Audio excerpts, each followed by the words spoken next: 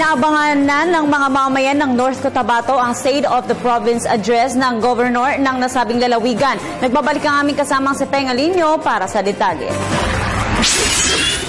Halos planchado na ang mga preparasyon para sa State of the Province Address o SOPA ni Governor Emily Lou Mendoza na gaganapin sa Makilala Municipal Gym ngayong ika-17 ng Marso sa naturang bayan.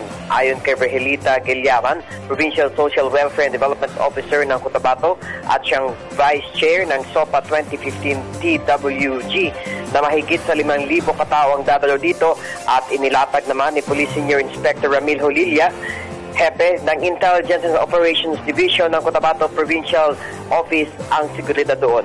Inaasahan ang pagdalo ng matataas na opisyal mula sa kalapit na mga lalawigan at lungsod sa Region 11 tulad ng gobernador, vice governors, mayor, vice mayors at iba pang puno ng iba't ibang ahensya at ang pagdating ni Binibining Pilipinas Universe 2014 at top 10 finalists for Miss Universe 2014 MJ Lastimosa na tubong Tulunan, Cotabato. Laman ng SOPA ang programa at proyektong naipatupad ni Governor Mendoza para umano sa nagdaang 2014 at ang mga ipinatutupad sa kasalukuyan, ganun din ang nakatakdang gawin ng kanyang administrasyon sa susunod na mga taon.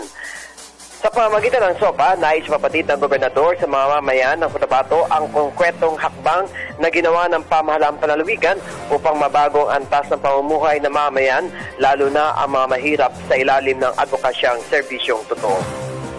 Para sa Telebisyon ng Bayan, Peng Alinio, Radyo ng Bayan, Davao.